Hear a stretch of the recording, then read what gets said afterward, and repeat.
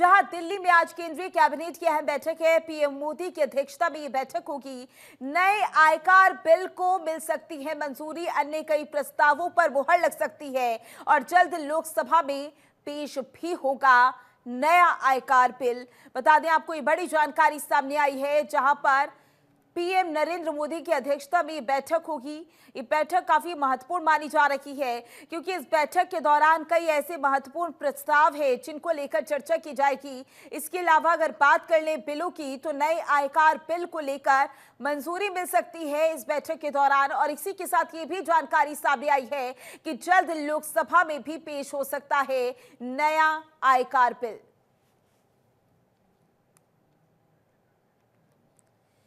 तो आज कैबिनेट की बैठक होने वाली है। केंद्रीय कैबिनेट की बैठक काफी महत्वपूर्ण मानी जा रही है। इसी के साथ कई ऐसे प्रस्ताव हैं जिन पर चर्चा की जाएगी और उनमें से कई महत्वपूर्ण प्रस्ताव हैं जिन्हें मंजूरी मिल सकती है।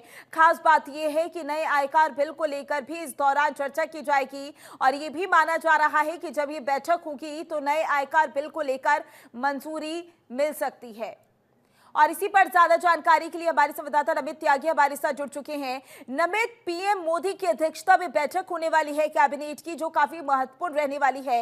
ऐसे कौन कौन से प्रस्ताव हैं जिन पर चर्चा की जाएगी इस बैठक के दौरान?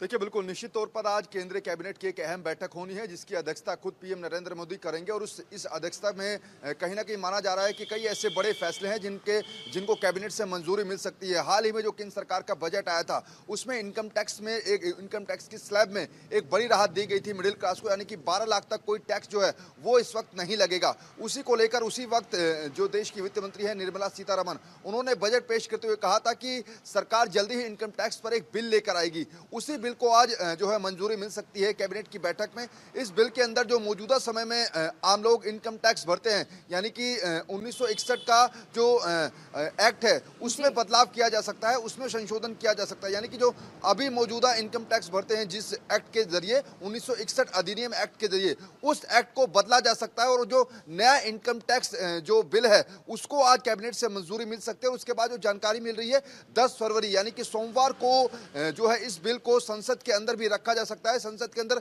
लोकसभा में इस बिल को पेश किया जा सकता है कर सकता है, लेकिन उससे पहले आज केंद्रीय कैबिनेट से इस बिल को मंजूरी मिल सकती है। क्योंकि अगर नमित ने यहाँ पर नए आयकर बिल को लेकर चर्चा की जाए, बात की जाए, तो जाहिर सी बात है जो मिडिल क्लास के लोग हैं वो इस बजट से काफी खुश नजर आए। और जब संसद में ये बिल पेश किया जाएगा तो ये माना जाए कि इस बार विपक्ष इसको मुद्दा बनाता हुआ नजर नहीं आएगा।